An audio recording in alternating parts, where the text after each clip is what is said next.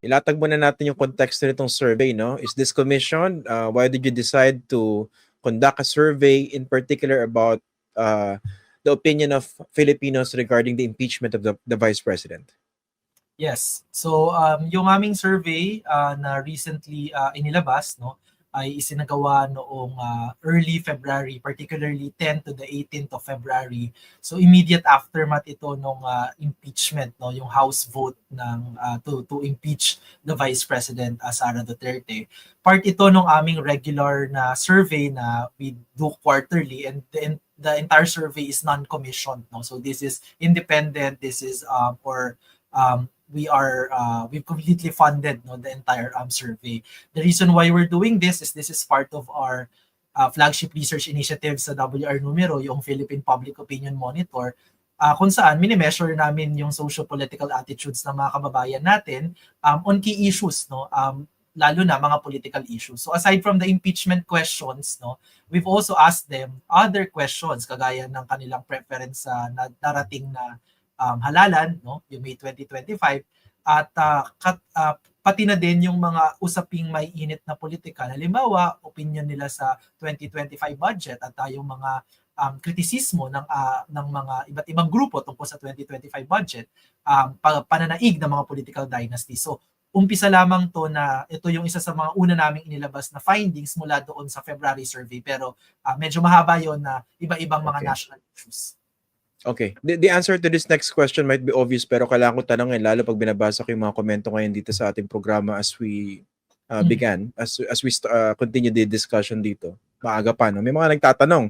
And I think may nagda-doubt yata dito agad sa inyo, WR Numero, no? Pero pag-usapan muna natin, ano ba yung value nitong particular survey question na ito in the current political context that we have?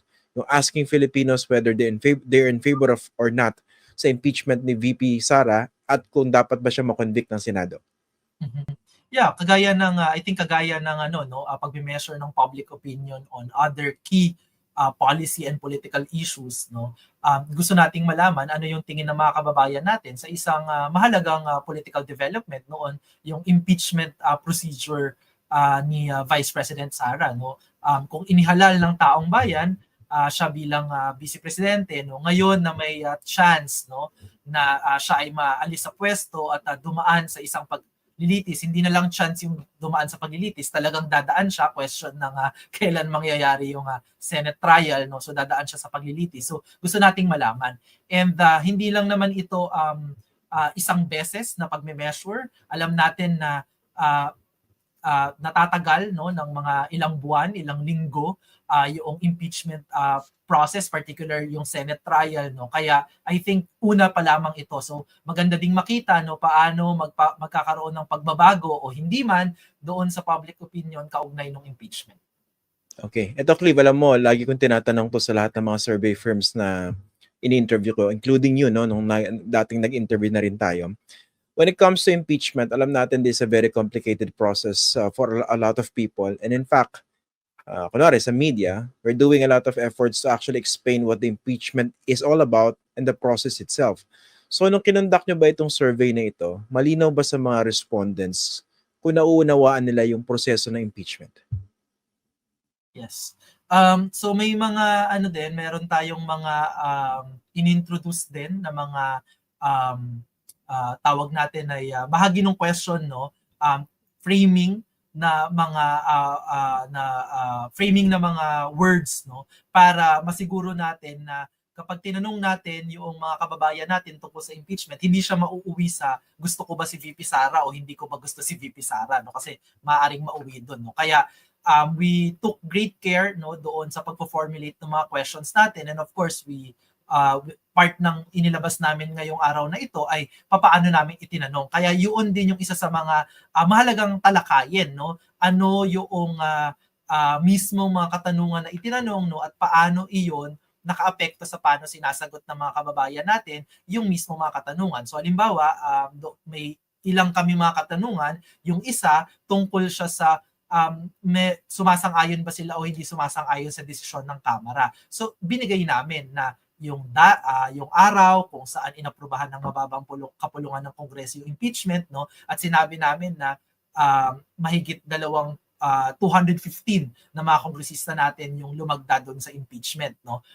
Tapos may question din tayo on Senate trial. Sinabi natin hindi lamang na may kakaroon ng Senate trial, pero ano yung key na laman ng articles of impeachment? Ano yung key na allegations doon sa Vice President? So I think hindi laging perfecto, no, pero may attempt tayo na i-ensure na pag sumasagot yung mga respondents natin sa survey, no, ay as much as possible we give the most context, no. Pero bilang political scientist, before I let discussion go, bilang political scientist, no, and I know nagkasama na din tayo sa mga iba pang mga pag-aaral, no, Christian. Alam natin sa surveys, no, na alam natin na an average Filipino voter, no, has very little knowledge and awareness, no, doon sa mga basic na processes ng government. And yung impeachment, medyo highly complex and highly political process siya. Kaya tingin ko din, it's a safe assumption na at this point, and even with those attempts, no, doon sa pag-frame natin ng question, no, ay hindi naman fully pa, no, buong-buo, malinaw at crystal clear para sa mga kababayan natin ano ang impeachment process. Okay. Nililinaw ko itong mga ganitong konteksto bago tayo pumunta rin sa actual results, no, kasi importante po ito sa mga viewers natin. Isa ko rin tanong, Cleve, hindi ba maganda kung merong nauna pang survey or siguro kaakibat na survey na pwedeng malaman kung gaano ba ka-confident yung mga tao sa pagkakaunawa nila sa impeachment or ano ba yung level ng understanding nila about impeachment. Kasi ako anecdotally, based din sa mga responses na nakikita ko, marami nako-confuse. Akala nila, pag na-impeach ang isang tao, tanggal na sa posisyon. They don't understand that impeachment is a formal accusation against an impeachable officer that that person committed an impeachable offense at dadaan pa yan sa Senado. So, proseso yan, di ba? So, hindi ba maganda meron separate survey para i-measure kung gaano kalalim mo kababaw yung pagkakaunawa ng mga kababayan natin dito? Yes, tingin ko fruitful naman na gawin natin yung ganyang survey. But I think ang ayaw lang din nating mangyari is that maging test ng political knowledge yung opinion sa impeachment kasi bilang bilang nag-aaral ng politika, kahit saan po tayo makarating na bansa, no, bagamat syempre may differences naman yan sa education levels, no, at saka yung level of awareness at knowledge on politics, no, medyo established po, no, na empirical na fact na an average voter will always have a very poor understanding of the political processes, but that doesn't stop us, no, from having democratic processes kasi hindi naman ang basis ng democratic participation ideal, of course, no, at syempre bilang guro yan din yung aking ipinaglalaban na sana mapalalim natin yung pagkakaintindi ng mga kababayan natin sa political processes, pero hindi din yan yung basis ng participation sa isang demokrasya at pagkakaroon ng boses. The fact that you are a citizen, the fact that di ba, bilang isang Pilipino may boses ka kahit pa even level. So parang tingin ko magkaugnay na usapin ito, pero magkaiba. And in fact, no, hindi din na I have a personal experience kasi nagtuturo ako ng political science sa college, no, more than a decade now.